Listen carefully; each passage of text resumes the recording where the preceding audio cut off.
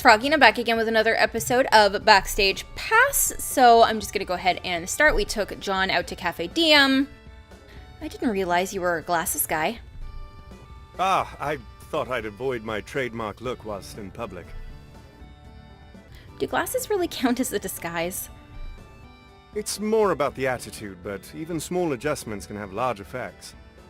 And I confess, contact lenses often seem to be more trouble than they're worth. I imagine so. That's a lovely outfit you've chosen. Thank you. I thought it would be nice to try something classy. So, any idea what you want to order? I'm not familiar with this place. Recommend something to me. Okay, let's go with the scones. Those cranberry and white chocolate scones look good. Excellent choice. Might I suggest a black tea with it? Sounds good to me. I'll get that too. And how have you been lately? School's not so bad, but work is a little stressful. How do you mean? Well, it's kind of weird not knowing if you'll actually have work, you know? Unlike a normal job, I don't know if I'll be called in for anything tomorrow. And even if I get regular work on a series, no one knows how long that'll last. Such is the nature of the beast, my lady. It's very true. Alright, gonna skip ahead. Okay, so we worked late, and we have the option to spend the night at work, which is the CG where we get John sleeping on the couch. We've already seen this, but I want to do it again, because again, it's been a while. So we're gonna spend the night. This studio is so far away. It really isn't worth it to bother Adam this late. Besides, spending the night here can be like a mini adventure.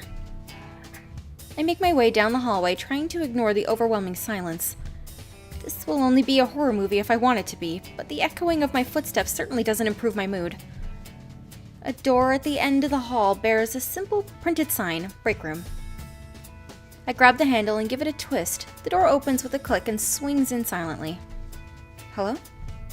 My voice is barely a whisper as I call into the dark room. To my relief, no monsters respond.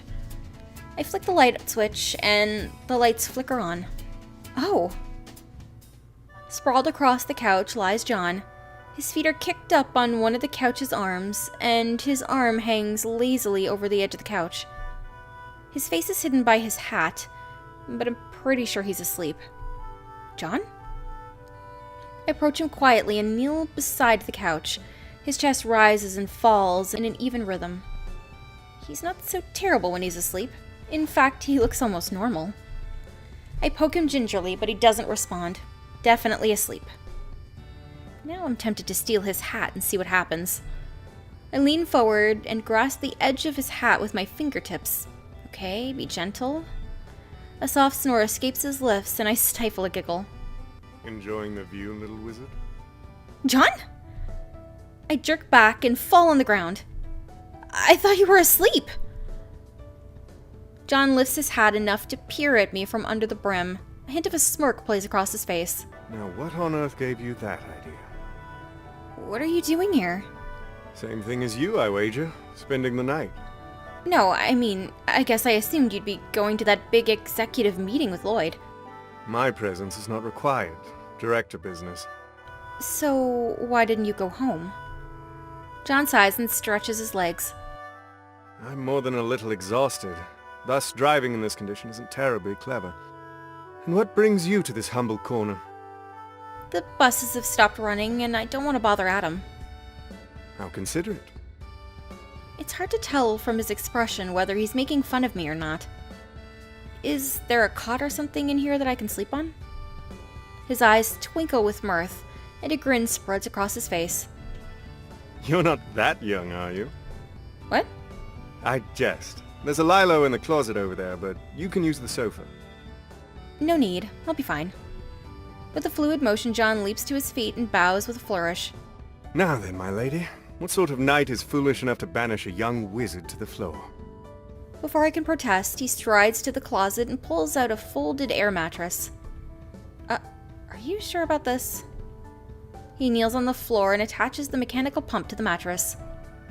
I'm already doing it, am I not? I've never seen John look so tired before.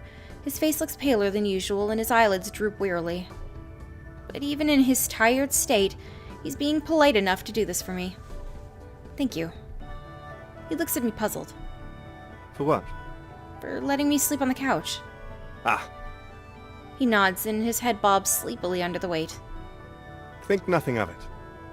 I spy a stack of bedding in the closet. Here. I offer John a blanket and pillow before selecting a set for myself. Much obliged. He waits patiently as the mattress inflates before he spreads out the blanket.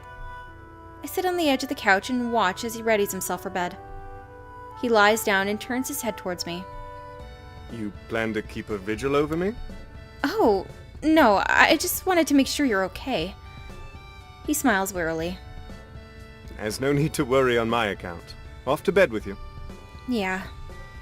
I curl up on the couch and pull my blanket up over my shoulders. By the way, John murmurs almost under his breath.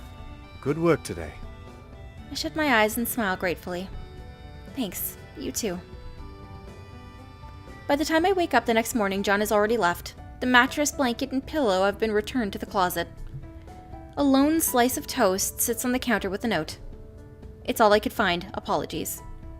I finish the toast quickly, return my own bedding to the closet, and head out for the bus stop. It's not long before a bus arrives to take me back to campus.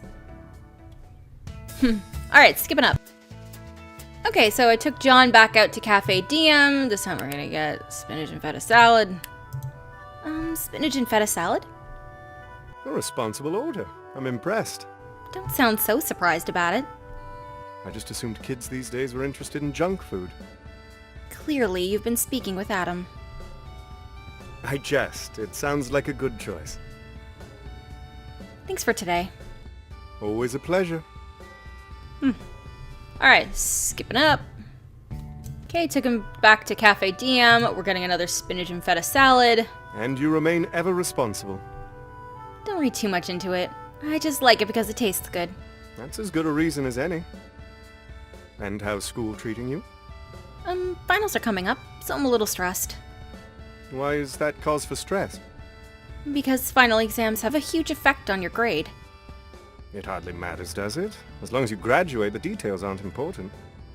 You really think grades don't matter? I probably did at one point in time, but the further you are from school, the more you realize that grades are immaterial.